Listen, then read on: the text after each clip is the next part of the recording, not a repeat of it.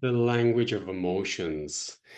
This is a very, very interesting field to drop into, and there's a lot of information within this field to work through as well, which is very beautiful to become conscious of. So I want to give you a little bit of homework to do before this webinar on emotions, because it's about opening them up. And these emotions can come through our senses, taste, smell, sound, even or sensation, touch. So all these are opening up trigger responses connected to moments in our childhood, or else even emotions or smells or tastes connected to our ancestors or epigenetics. So I'd like to really invite you to bring the subconscious conscious even more. And for example, even your mother or your grandmother or great grandmother may have been in a relationship where she was very religious, very forgiving. She was praying all the time, and she was never standing up for herself, or she was in service to everybody else, but never herself. So maybe she attracted an abusive husband. And then she merges between the angel and the devil in a way. So you may have this interaction that you've attracted both sides into your system, and that plays out in your own relationships or friendships, or you're the perpetrator or the victim in the system related to an experience that your grandmother had, great grandmother. Or there could be a moment where your ancestors maybe lived a good life. They had the farm, they had a nice house, they had an education, and then maybe they had to leave because of war or because they lost the money. So then there's the emotion and the shame around leaving the home. Who am I without this house? It was the wife. The father, who am I without this job if he left the job?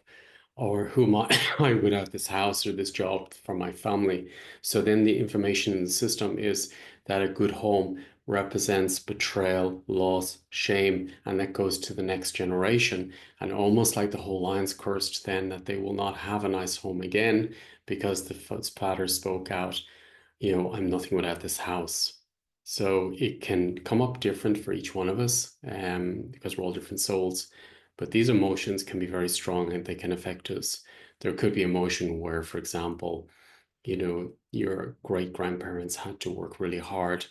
Maybe they had a farm, or they were working hard, or a new business, or they were working in the factory, and they put all their hours into making money. So then the children feel like I've been neglected. So the emotion around a good job or a company or a work would be I've been betrayed and abandoned by my parents. So the emotion is sadness, betrayal. So then I'll pass to the next generations that money is bad, a good job is bad, or maybe the parents lost, us say, the house or the job. So then it means that when you have a good thing, you're going to lose it. So don't go into that. Don't do that to yourself, or don't, that emotion will come up. So then there's a block around money, a house, career, success in the system. There could be an association with food, for example. My mother used to bake a lot. So then there's an emotional response that, you know, if I smell baked bread or baked cakes, that represents something that I remember in a good moment with my mom. So if I feel lonely, then I'll want to eat baked bread or have a cake or have something sweet. So there's an association with food. Or maybe then I disconnect from my mom because I'm a rebel, and then I disconnect from the food. So I have a bad relationship with food because I have a bad relationship with my mom. So the food also is a bad relationship in my system. So defiance. So just see the way all these different things are triggering different emotions, but they're connected to old experiences.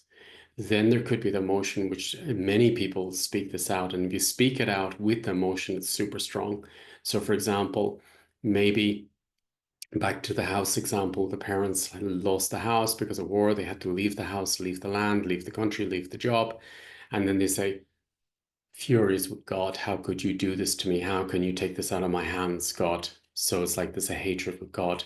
and is speaking it out with an emotion, which makes it even stronger. So then that's cursing all the future generations against God, against creation, against manifestation. So it's very important to release these, and I'm going to bring them up in the webinar and release these unspoken spells from the system. They are like spelling the whole line. And, if there was a loss of a child, or maybe your mom was emotionally, she realized she's pregnant and she feels alone. I'm not married. I may be losing the family. I'll be betrayed. I'm going to be thrown around. I'm dirty. I'm a sinner. So then that she's saying this and speaking it out to herself, but then she's putting it on the child, you, or the future child. And then the child, you grow up in life and you feel always alone. You feel different from the community, you feel dirty, you feel like ashamed, and you feel guilty, and you don't know why, because it's related to an emotion your mother was speaking out when you were in the womb, or maybe your grandmother or great grandmother.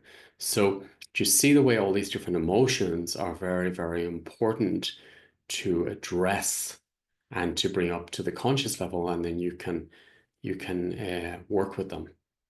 So different scents, smells, sounds, songs, very strong uh, in the system will be connected to the nervous system. And then, for example, if your family were always like aggressive, like always very emotional, very charged up, then you'll be lonely without that in your life. So then you'll want it in your relationship. So you'll charge up your partner, get your partner dramatic, explosive, because that is what I'm familiar with, and that's what I know best, and that's what I'm comfortable with, because I'm lonely without this charged, explosive behavior in my household. So this is where we need to address and say, okay, ancestors, I know where it's coming from, and this is not in my, it doesn't need to be in my life, and I'm going to change it. I don't need to have a partner who's explosive and dramatic and charged up, and everything's a big thing, and I'm stressed and afraid and fearful of the future and fear of losing things because I was in your system from your mother, your father, your grandparents, and then it's in your life. It doesn't need to be in your life. So you can unmerge with these systems. So we're going to go very deep into the relationship around emotions, any trapped emotions, any frozen emotions, any guilt, shame, sadness, fear, anxieties in the system, any emotions around the smell of burning, sulfur could be connected to the war, guns. So what's in your system? And often we don't know what it is. It could even be past life. So scent and these emotions are trapped in our epigenetics and also from past life too. So I'm going to work with all these systems and we'll clear them and balance everything in the system and see how it feels for you then. So I look forward to seeing you at the webinar, but I invite you to do that homework. Just go back through all photographs, go through smells, tastes, and then just ask your system, where are they from? Where is that association with that smell from? Maybe some smell that makes you disgusted. There's good emotions, there's negative emotions, there's heavy emotions, and just bring them up to the conscious level before the webinar, and then we'll clear them in the webinar out of the system. So I look forward to seeing you after you do this homework and seeing you at the webinar. It's going to be a strong one. It's going to be 2 webinars. Don't worry, no excuse if you can't make it. You can watch it as a recording, like all the different webinars on the Academy. They're all different steps of consciousness and they'll work in different systems. So this week, it's about emotions. So I look forward to seeing you there. Thank you.